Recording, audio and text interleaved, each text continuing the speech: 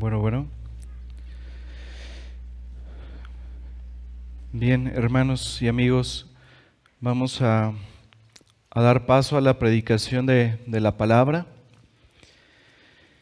No sin antes, hermanos, pedir la gracia, la ayuda del Señor para que podamos ser bendecidos con su palabra y para que el Señor sea glorificado en todo. Oremos, hermanos. Padre, nuevamente gracias, Señor. Gracias por nuestro Señor Jesucristo. Gracias, Señor, por aquel que vino, Señor, cuando estábamos muertos en nuestros delitos y pecados y nos dio vida, Señor. Gracias por aquel que, como cantábamos, ha pagado toda sed, Señor, de nuestras almas. Te damos gracias, Señor, por tu obra gloriosa, Señor, de salvación para con nosotros. Y Padre, te damos gracias también, Señor, porque nos permite, Señor, el día de hoy terminar con esta carta a los Colosenses, Señor. Gracias porque nos has permitido estudiarla, Señor, porque nos has hablado y bendecido, Señor, a través de ella, porque nos has mostrado, Señor, la gloria, la excelsitud de tu Hijo, Señor, y porque nos has hablado, Señor, de forma muy práctica en cómo debemos conducirnos delante de ti. Te damos gracias, Señor. Gracias por permitirnos concluir, Señor, con esta carta. Y te pedimos, Señor, que nos bendigas, Señor, en estos últimos versículos que vamos a ver. Te rogamos, Señor, que tu palabra venga acompañada de poder, Señor, de poder tuyo, para santificarnos y para salvar. Señor, glorifícate en este tiempo, te lo pedimos y te damos gracias, Señor, en el nombre de nuestro Señor Jesucristo. Amén. Hermanos, a favor de ponernos de pie para dar lectura al pasaje de Colosenses capítulo 4, versículos del 7 al 18. Colosenses 4, versículos del 7 al 18. Vamos a leer, hermanos, las salutaciones finales del apóstol Pablo a los colosenses. Leamos. Todo lo que a mí se refiere os lo hará saber Tíquico, amado hermano y fiel ministro y consiervo en el Señor, el cual he enviado a vosotros para esto mismo, para que conozca lo que a vosotros se refiere y conforte vuestros corazones, con Onésimo, amado y fiel hermano, que es uno de vosotros. Todo lo que acá pasa os lo harán saber. Aristarco, mi compañero de prisiones, os saluda, y Marcos, el sobrino de Bernabé, acerca del cual habéis recibido mandamiento, si fuera vosotros, recibidle. Y Jesús, llamado Justo, que son los únicos de la circuncisión que me ayudan en el reino de Dios y han sido para mí un consuelo. Os saluda Epafras, el cual es uno de vosotros, siervo de Cristo, siempre rogando encarecidamente por vosotros en sus oraciones, para que estéis firmes, perfectos y completos en todo lo que Dios quiere. Porque de él doy testimonio de que tiene gran solicitud por vosotros y por los que están en la Odisea y los que están en Hierápolis. Os saluda Lucas, el médico amado y Demas. Saludad a los hermanos que están en la Odisea y a Ninfas y a la iglesia que está en su casa. Cuando esta carta haya sido leída entre vosotros, haced que también se lea en la iglesia de los laodicenses, y que la de la Odisea la leáis también vosotros. Decid a Arquipo, mira que cumplas el ministerio que recibiste en el Señor. La salutación de mi propia mano, de Pablo. Acordaos de mis prisiones. La gracia sea con vosotros. Amén. Pueden tomar su lugar, hermanos.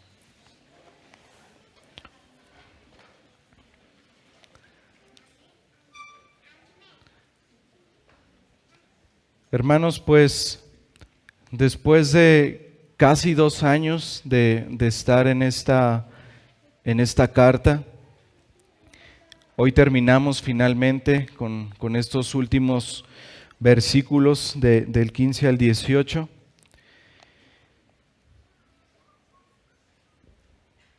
Y hoy nos vamos a enfocar, hermanos, vamos a dividir este sermón en 3 partes. La primera parte, hermanos, vamos a ver estos últimos versículos. Después, hermanos, vamos a ver algunas aplicaciones que esta salutación final nos enseña. Y por último, hermanos, veremos una conclusión general de lo que esta carta nos muestra, particularmente acerca de nuestro Señor Jesucristo. Así que vamos a ver, hermanos, estos últimos versículos.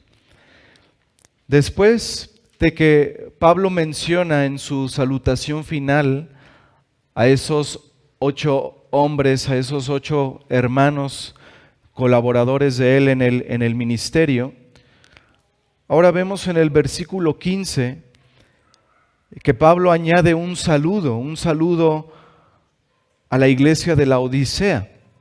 Versículo 15. Saludad a los hermanos que están en la Odisea y a Ninfas y a la iglesia que está en su casa. Hermanos, estos últimos versículos de esta salutación final son un poco controversiales, no pareciera eso, hermanos, pero no se tiene certeza de muchas cosas. Hay diferentes posturas de a qué se refiere Pablo al término de esta carta. Y hay algunas posturas con respecto a este versículo 15. Lo primero que vemos aquí, hermanos, es que estos saludos de Pablo no son saludos meramente de despedida, son saludos de una preocupación real de Pablo por esta iglesia de los laodicenses. Pablo saluda aquí, hermanos, a los hermanos, dice que están en la Odisea, pero aquí destaca especialmente a Ninfas y a la iglesia que está en su casa. Entonces, al menos hay 3 posturas con respecto a este versículo. Hay algunos que piensan, hermanos, que la iglesia de la Odisea se reunía con Ninfas, es decir, se reunía en la casa de esta mujer, y ahí estaban los laodicenses reunidos cada semana para adorar al Señor. Hay algunos que piensan esto, pero quizá no tendría sentido, hermanos, el hecho de que Pablo salude a los hermanos que están en la Odisea y después de una manera particular diga y a Ninfas y a la iglesia que está en su casa. Así que parece que esa postura quizá no sea la mejor. Pero las otras 2 posturas, hermanos, creo que pueden ser ciertas. La otra postura dice, hermanos, que probablemente la iglesia de la Odisea era demasiado grande y entonces tuvo que dividirse una parte y esta otra parte se reunía en la casa de Ninfas. Entonces por eso Pablo manda saludos a los hermanos que están en la Odisea, pero también manda saludos a Ninfas y a la iglesia que está con ella, que está en su casa.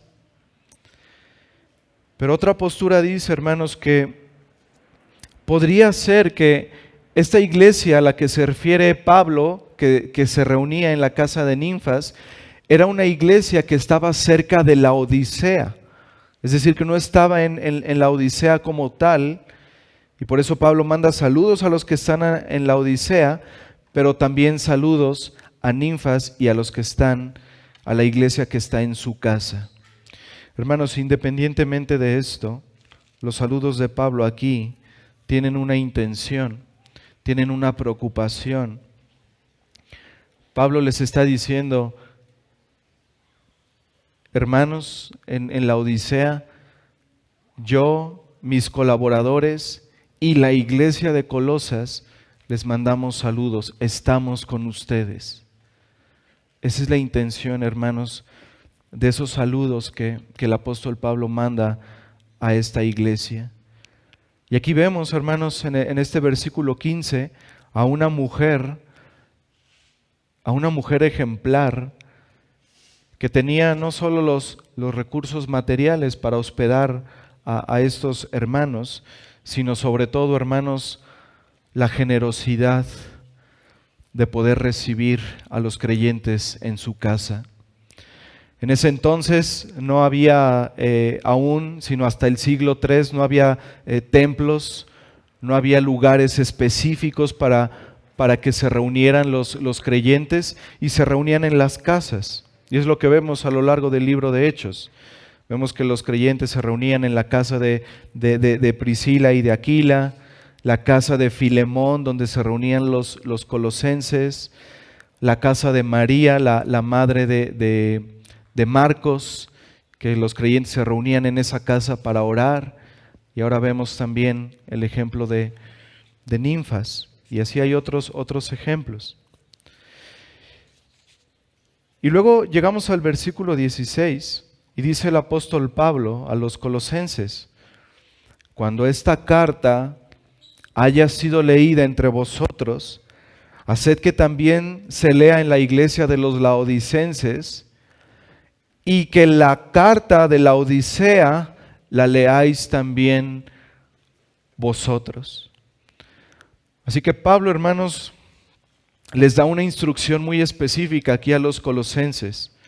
Les dice, una vez que esta carta, la carta a los colosenses, haya sido leída entre ustedes, manden esta carta para que sea leída a los de la Odisea, y la carta que ellos tienen, la carta de la Odisea, léanla también ustedes. Este intercambio de cartas, hermanos, nos muestra que esa falsa enseñanza que afectó la iglesia de Colosas, esa herejía, también había afectado a esa región que, como decíamos, se conoce como la región del Valle del Lico, donde estaba Colosas, un poquito más arribita estaba Hierápolis, y más arribita, a unos 20 kilómetros, estaba la Odisea. Así que el hecho de que Pablo pida que esta carta se lea en la Odisea es porque seguramente esa herejía, hermanos, estuvo ahí en toda esa región.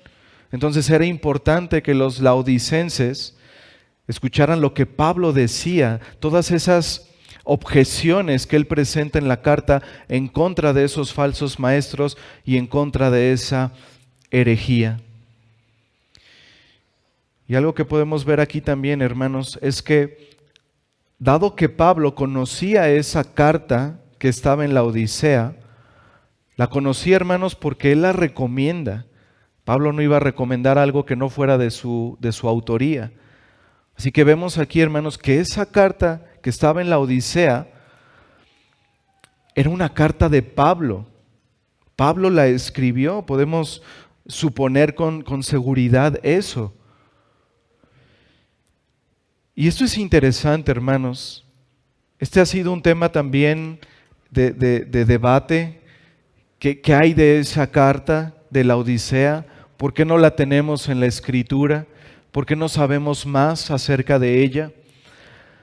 Algunos eruditos han concluido que la carta que estaba en la Odisea es la carta a los Efesios que tenemos en nuestras Biblias. Y es interesante, hermanos, porque la carta a los Efesios, en el idioma original, no contiene la frase en Éfeso. Nuestra traducción sí tiene esas frases, ¿no? A los que están en Éfeso. Pero en los escritos originales, hermanos, no aparece ninguna indicación de que Pablo estuviera dirigiendo específicamente esa carta a los que estaban en Éfeso. De hecho, hermanos, la carta de Efesios es una carta circular, es decir, una carta que fue escrita para que se leyera no en una iglesia particular, sino en una región particular de iglesias. Entonces era una carta escrita para que se leyera en diferentes iglesias. Así como Pablo lo pide a los colosenses, que leyeran esa carta. Efesios no tiene consejos específicos a un contexto específico, no tiene saludos específicos. Entonces hay probabilidad, hermanos, de que esa carta de la Odisea sea la carta de los Efesios. Pero también, hermanos, es posible que no sea esa carta, que la carta de la Odisea no sea la de los Efesios, y que esa carta, como dicen otros eruditos, simplemente se perdió.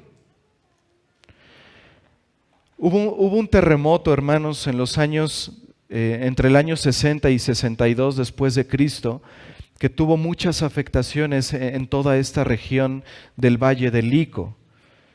De hecho, hermanos, actualmente no existe la ciudad de Colosas. Actualmente la ciudad de Colosas son ruinas. Ese terremoto, hermanos, terminó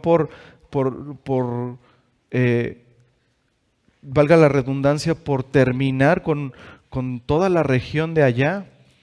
Los colosenses tuvieron que huir para poder seguirse reuniendo en otras ciudades. Entonces es posible que la carta se haya perdido a raíz de ese terremoto. Pero también, hermanos, por eso les decía desde el principio que hay controversia en estos últimos versículos, porque también es posible, hermanos, y esto sería triste, que los laodicenses, por su tibieza, recuerdan cómo la iglesia de Laodicea es descrita en el libro de Apocalipsis, capítulo 1, como una iglesia tibia. Así que es posible que por la tibieza de estos laodicenses hayan simplemente descuidado la carta y se haya perdido. Pero hermanos, haya sido como haya sido, al Señor no le plació que esa carta la tuviésemos en nuestras Biblias, que esa carta formara parte del canon.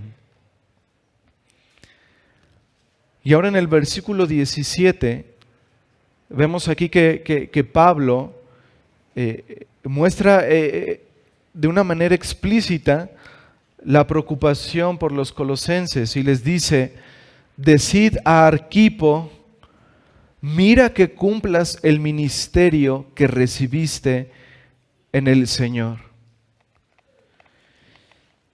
Arquipo, hermanos, muy probablemente, junto con Epafras, eran los pastores de la iglesia de Colosas.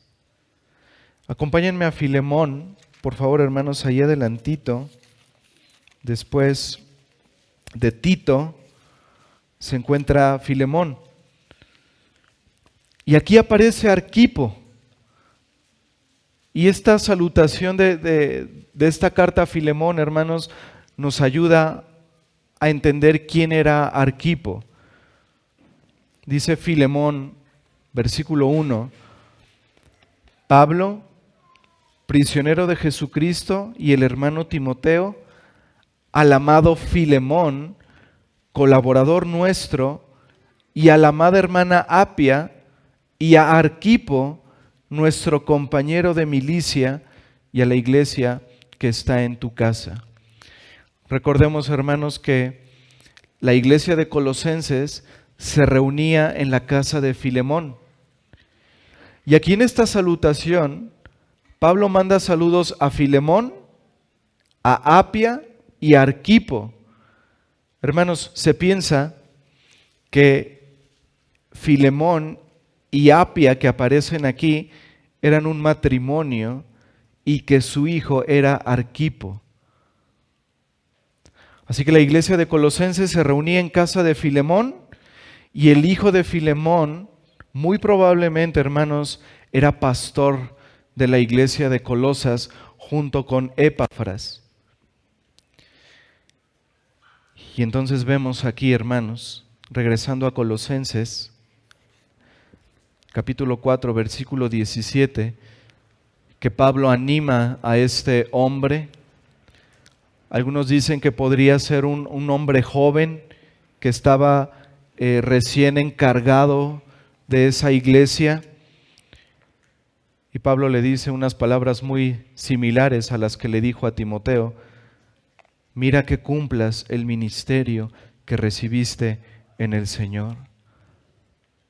Pablo le dijo a Timoteo en su segunda carta: pero tú sé sobrio en todo, soporta las aflicciones, haz obra de evangelista, cumple tu ministerio. Es una exhortación de ánimo, hermanos, a este hombre, a Arquipo. Y con decirle, hermanos, cumple tu ministerio, ahí hay muchas implicaciones. Como Pablo le dijo a Timoteo, soporta las aflicciones. Porque como hemos aprendido, hermanos, el ministerio no solamente es la parte bonita de orar y de predicar, de enseñar. Hay muchas aflicciones detrás de ello. Así que estas palabras son de ánimo para este hombre. Mira que cumplas tu ministerio que recibiste en el Señor. Y con esto, hermanos, estas palabras debieron ser de gran ánimo para Arquipo, porque Pablo está, hermanos, respaldando ese llamado de este hombre, porque le dice: cumple el ministerio que recibiste en el Señor. Es decir, el ministerio que Dios te ha dado a ti. El ministerio que recibiste de parte de Él. Así que estas son palabras de ánimo para este hombre. Y por último, hermanos, en el versículo 18, aquí vemos a Pablo autentificando su carta. Y dice Pablo: la salutación de mi propia mano, de Pablo. Acordaos de mis prisiones. La gracia sea con vosotros. Amén. Quizá recuerden, hermanos, cuando vimos la introducción de la carta a los Colosenses, decíamos que cuando Pablo manda saludos a los colosenses, dice Pablo, apóstol de Jesucristo, y Timoteo. Y decíamos, muy seguramente Timoteo fungió como su secretario, como su amanuense. Pablo, hermanos, dictó la carta a los colosenses y al último toma la pluma y hace lo que acostumbraba en sus cartas: autentificarlas, firmarlas. Esto tenía un doble propósito. Ya para ese entonces, hermanos, había cartas apócrifas, es decir, cartas falsas, que muchas llevaban el nombre de Pablo, como si fueran de su autoría. Entonces, para Pablo le era necesario firmarlas.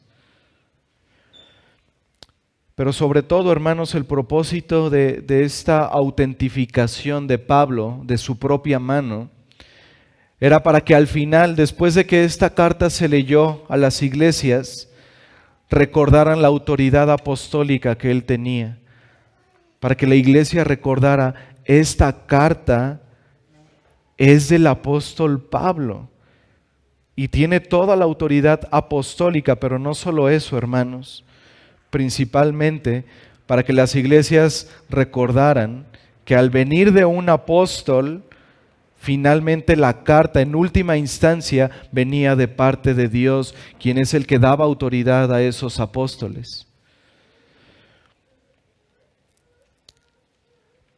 Y aquí Pablo también en este versículo 18 pide a los colosenses que recuerden sus prisiones, que recuerden su encarcelamiento.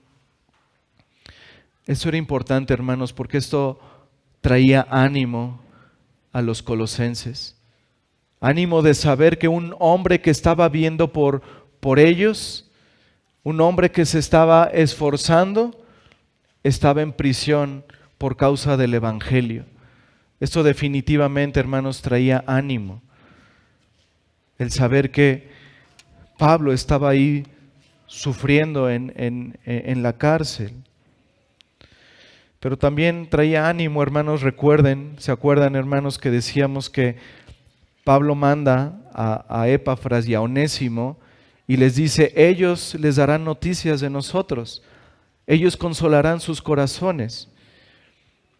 Así que esto también traía ánimo de saber, hermanos, que el Evangelio, ahí en la cárcel, ahí en Roma, en este encarcelamiento domiciliario donde estaba Pablo, el Evangelio estaba creciendo. Pablo ya se los ha dicho.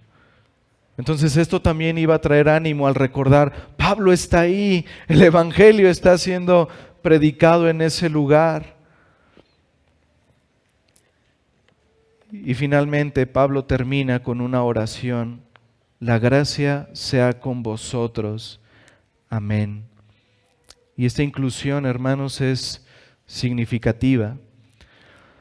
Todo lo que Pablo dice a los colosenses y todo lo que les exhorta, todo lo que les ordena, todo eso, hermanos, solo puede ser creído y obedecido por la gracia de Dios. Y por eso termina así Pablo la carta. La gracia de Dios sea con vosotros para que hagan todo lo que está escrito. Y dice Pablo, así sea, amén, así sea con ustedes. Hermanos, esta salutación final del apóstol Pablo a los colosenses tiene mucha enseñanza. Esta salutación, hermanos, nos enseña que el avance del reino, el crecimiento del Evangelio, no es una labor de una sola persona. Nos enseña, hermanos, esta salutación que es un trabajo comunitario, que es un trabajo de iglesia y que la iglesia debe estar unida para seguir proclamando el Evangelio, para que el reino de Dios se siga extendiendo. El apóstol Pablo no ejerció su ministerio solo. Vemos a muchos colaboradores que estuvieron con él, al pendiente de sus necesidades, al pendiente de qué es lo que se pudiera ofrecer para que el Evangelio siguiera siendo conocido en diferentes lugares. Y vemos una enseñanza aquí, hermanos. El reino de Dios avanza a través de la amistad espiritual. Estos amigos de Pablo desempeñaron papeles importantes para el ministerio y para la vida de Pablo. Miren, veamos, hermanos, ahí en el versículo 7, veamos cómo Pablo se refiere a sus amigos. A Tíquico le llama amado hermano y fiel ministro y consiervo en el Señor. En el versículo 9, Pablo le llama a Onésimo amado y fiel hermano. En el versículo 10, Pablo llama a Aristarco mi compañero de prisiones. En los versículos 10 y 11, Pablo llama a Marcos y a Jesús, llamado el justo, dice, como los únicos de la circuncisión que me ayudan en el reino de Dios y han sido para mí un consuelo. En el versículo 12, Pablo llama a Epafras siervo de Cristo. Y por último, en el versículo 14, Pablo llama a Lucas el médico amado. Hermanos, estas frases que Pablo utiliza para referirse a los colaboradores nos enseña, hermanos, que había una amistad profunda entre ellos. Menciona también a Demas, y es curioso, hermanos, que de él no menciona nada. Solo dice y Demas. Probablemente ya había ahí algunas cosas que Demas había hecho o que había manifestado y que no habían sido del agrado del apóstol Pablo. Pero ahí estaba finalmente. Así que estas descripciones nos muestran tanto el gran afecto que Pablo tenía por estos hermanos, como el profundo compromiso que estos hombres tenían con el Señor. Hermanos, sin estos hombres, el ministerio de Pablo no hubiera sido tan eficaz. El reino de Dios avanza, hermanos, cuando la iglesia está unida. Es más fácil, hermanos, avanzar el reino cuando hay amistades espirituales, cuando estamos trabajando juntos por causa del Evangelio y de nuestro Señor. Eso es algo que nos enseña esta salutación final. Pero también, hermanos, estos párrafos finales nos recuerdan que Dios utiliza una diversidad de dones, una diversidad de vocaciones para avanzar el Evangelio. En esta larga lista de nombres vemos una diversidad de dones, pero vemos que el cuerpo es el mismo. Mira la variedad de dones representados aquí. Tíquico parecía tener la capacidad de alentar a otros. Epafras era un fundador de iglesias y era el pastor de Colosas, pero también se describe como un guerrero en la oración. Lucas lo conocemos como ese médico, como ese erudito, pero también, hermanos, como ese gran historiador que escribió su evangelio homónimo y el libro de Hechos. Vemos también, hermanos, a Ninfas, una mujer que estuvo dispuesta a abrir su casa. Vemos ahí su hospitalidad, su disposición en el servicio para otros. Así que esta variedad de personas, hermanos, demuestra que no solamente hay una forma de avanzar el Evangelio, hay muchas formas, cada uno según sus dones, cada uno según su vocación, pero hermanos, en unidad.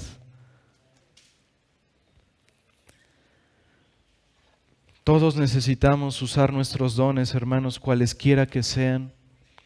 Cada creyente tiene un don. Dios ha dado a cada creyente un don al menos. Y esos dones que tenemos no son para nosotros mismos, son para edificarnos mutuamente, son para servir a otros. Así que vemos aquí, hermanos, eso, algunos yendo como mensajeros, algunos ahí cuidando de la salud de Pablo como Lucas, algunos abriendo sus casas para que la iglesia se reúna, algunos participando en la oración por los creyentes, otros en la exhortación, llevando ánimo a los hermanos. Hermanos, vemos aquí una iglesia en chiquito. Algunos han llamado que esta era como la iglesia de Pablo, ahí con sus hermanos. Pero esto, hermanos, también nos recuerda algo muy importante. Nos recuerda cómo debemos vivir como iglesia. Debemos recordar, hermanos, que sí, estamos unidos en Cristo, pero también, hermanos, reconocer que hay mucha diversidad entre nosotros y que hay muchas imperfecciones también. Pablo ha dicho en la carta a los Colosenses que estamos unidos en Cristo. Dice Pablo, ya no hay distinción, ya no hay gentiles ni judíos, ya no hay mujeres y hombres, ya no hay bárbaros y escitas, todos somos uno en Cristo. Y esa es una realidad gloriosa, hermanos. Estamos unidos, tenemos la misma identidad los que hemos creído en el Señor.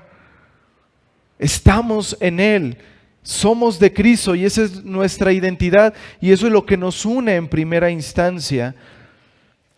Pero hermanos, eso no significa que entre nosotros haya diferencias. Por ejemplo, en estos colaboradores de Pablo, había judíos, había gentiles.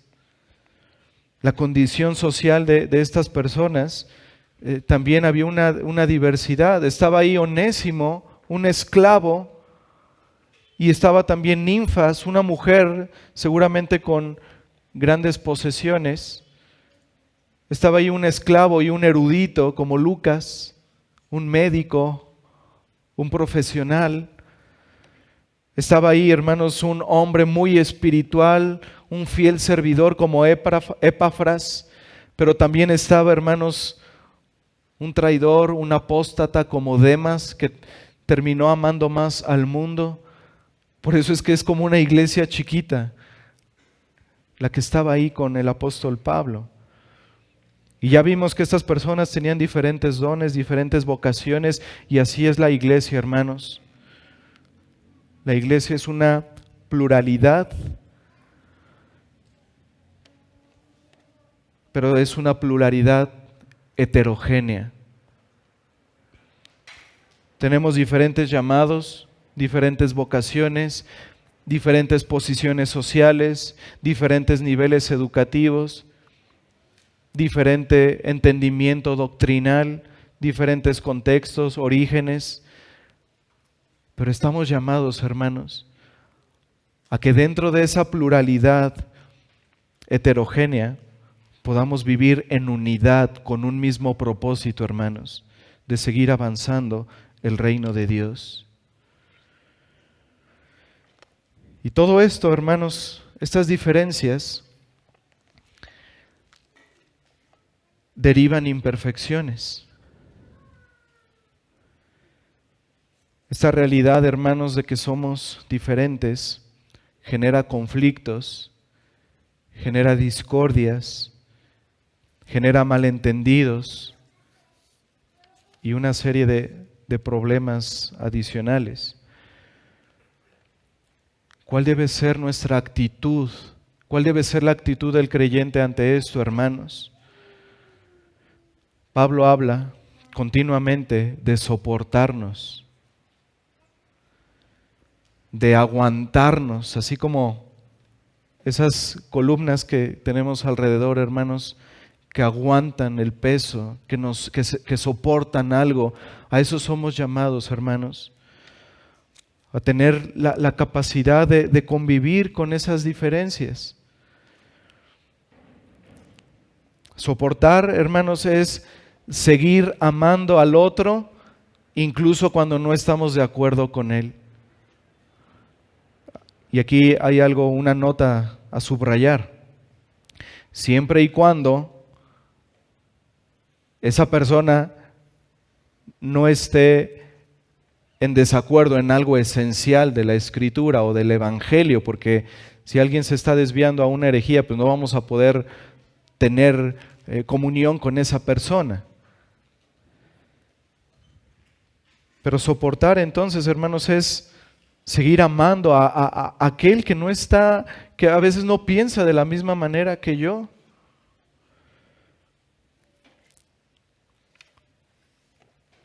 Pero cuando se profesa la misma fe en Jesús, cuando se sirve al mismo Señor exaltado y glorificado, entonces hay que aprender a soportarnos en las diferencias. Porque aún estando en Cristo, hermanos, como dijimos, todos somos diferentes. Así que si alguien renuncia a la comunión de la iglesia porque ve imperfecciones, porque ve diferencias, porque ve problemas, esa persona no ha entendido qué es una iglesia. Porque, hermanos, en este mundo La iglesia va a ser imperfecta siempre porque la iglesia está compuesta de pecadores redimidos. Y como pecadores vamos a fallarnos los unos a los otros. Una iglesia, hermanos, es un conjunto de pecadores redimidos en donde Dios nos pone codo a codo para santificarnos,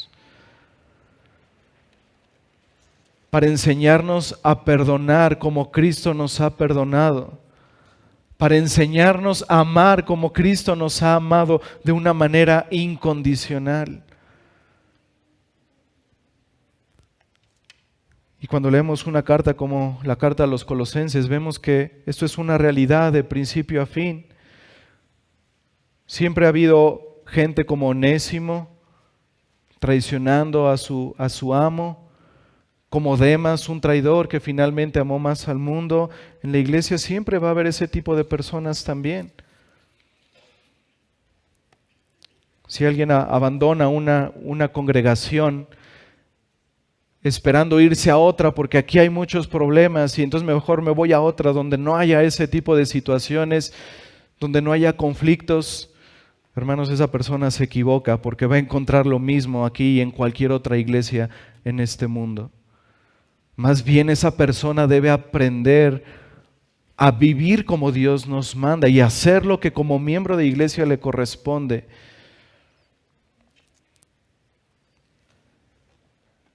Hay lugar para la diferencia.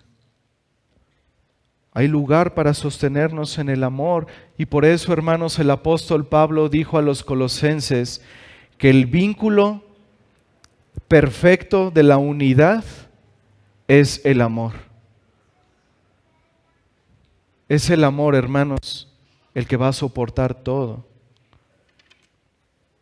Es el amor de Cristo manifestado los unos a los otros, los que nos va a ayudar a seguir caminando a pesar de las difíciles pruebas que podamos pasar, a pesar de los conflictos, de las diferencias. El amor de Cristo, hermanos, manifestado en el perdón,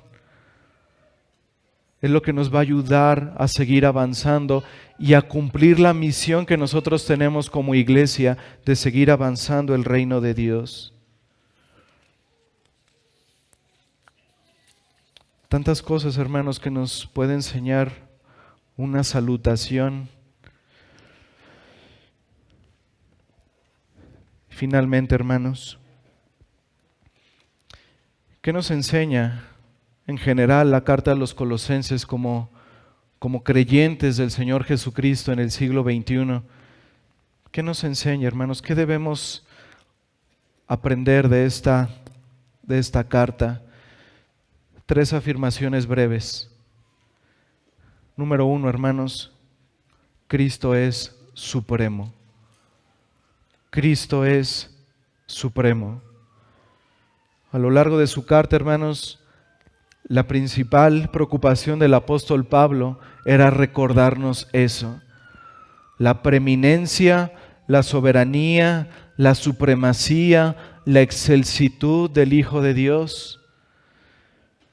Miren lo que dice Colosenses capítulo 1, versículos del 15 al 22. En esto que, como vimos, se conoce como el himno cristológico colosense. Colosenses 1, del 15 al 22, dice Pablo acerca de Cristo: Él es la imagen del Dios invisible, el primogénito de toda creación, porque en Él fueron creadas todas las cosas, las que hay en los cielos y las que hay en la tierra, visibles e invisibles, sean tronos, sean dominios, sean principados, sean potestades.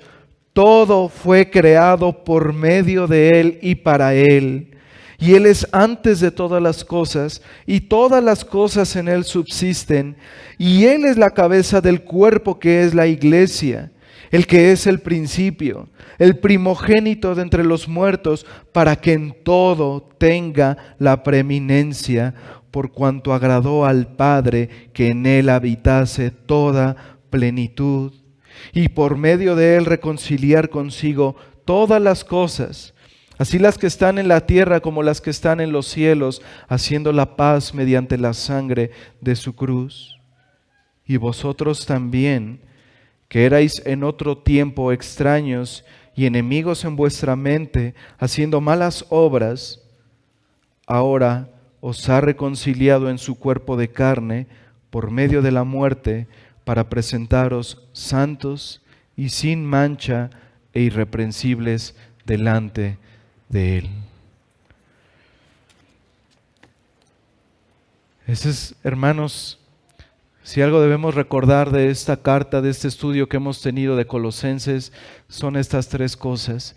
Cristo es supremo. El creador de todas las cosas, todo subsiste por medio de Él. Él es antes de todo, Él es eterno. Y en esa majestad, hermanos, en esa soberanía, en esa excelsitud del Hijo de Dios, Él vino, hermanos. Él vino a este mundo para reconciliarnos con Dios por medio de su muerte, por medio de su sangre, para presentarnos, como dice, hermanos, el pasaje, santos y sin mancha e irreprensibles delante de Él. La segunda afirmación que debemos recordar, hermanos, es que Cristo es suficiente. Ese es el centro, hermanos, ese es el corazón de la carta a los Colosenses. Cristo es suficiente. Contra los falsos maestros que insistían en la necesidad de observar días especiales del judaísmo, de abstenerse de ciertos alimentos, de invocar la protección y la mediación de ángeles, para que, como ellos decían, para que los cristianos pudieran realmente tener una experiencia espiritual plena. Hermanos, a diferencia de todo eso, Pablo anuncia la plenitud todo suficiente del Señor Jesucristo. A lo largo de la historia, hermanos, la iglesia ha estado plagada de ismos. El legalismo, el ascetismo, misticismo, sacerdotismo, pelagianismo, y todo lo que enseñan estos ismos es: Cristo no es suficiente, se necesita algo más. Obras, hacer cosas místicas, regresar al legalismo. Todas, hermanos, enseñan lo mismo, todos estos ismos. Pero el glorioso mensaje, hermanos, del Evangelio y el glorioso mensaje de Colosenses es: si tienes a Cristo, lo tienes todo. Tienes todo lo que necesitas. Colosenses 2, versículos del 8 al 10. Dice el apóstol Pablo: mirad que nadie os engañe por medio de filosofías y huecas sutilezas, según las tradiciones de los hombres, conforme a los rudimentos del mundo y no según Cristo. Porque en Él, en Cristo, habita corporalmente toda la plenitud de la deidad, y vosotros estáis completos en Él, que es la cabeza de todo principado y potestad. Así que esta es la segunda afirmación que debemos de recordar, hermanos, de Colosenses. Cristo es suficiente. No hay nada más que añadir al Evangelio. Cristo es suficiente. Y por último, la tercera afirmación, hermanos, que debemos recordar de Colosenses es que Cristo es el Señor. Cristo es el Señor. Pablo siempre buscó en sus cartas, hermanos, hablar la parte doctrinal sin dejar la parte práctica. Y cómo es que para poder vivir, hermanos, como Dios nos manda, debemos entender primeramente esto. Así que la preocupación de Pablo por los colosenses no era meramente que los colosenses recordaran la supremacía, la suficiencia de Cristo, sino que también vieran que esto debía llevarlos a la práctica, que esto debía llevarlos a la aplicación del Evangelio en sus vidas y en todos sentidos. ¿Recuerdan?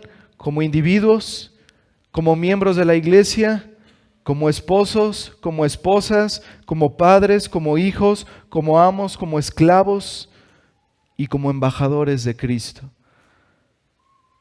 Esto que aprendimos, hermanos, acerca de la supremacía, acerca de la suficiencia de Cristo, debe llevarnos a ponerlo en práctica. Y por eso Pablo dice en Colosenses 3, versículo 12, vestíos pues como escogidos de Dios.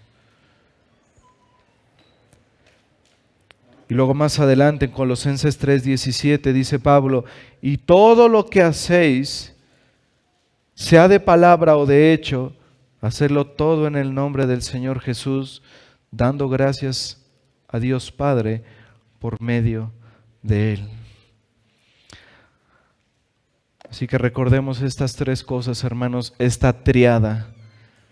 Cristo es supremo, Cristo es suficiente y Cristo es el Señor. Eso es lo que nos ha enseñado, hermanos, el Señor a través de esta carta a los colosenses. Amigo que estás sin Cristo, has escuchado, el que tiene a Cristo lo tiene todo. Por consecuencia, amigo, el que no tiene a Cristo no tiene nada. El Señor Jesucristo dijo, ¿de qué le sirve al hombre ganar el mundo si pierde su alma? ¿De qué te sirve, amigo, buscar las cosas de este mundo? ¿De qué te sirve, amigo, el buscar tener una familia, una posición social, reconocimientos académicos? ¿De qué te sirve todo eso, amigo, si no tienes a Cristo?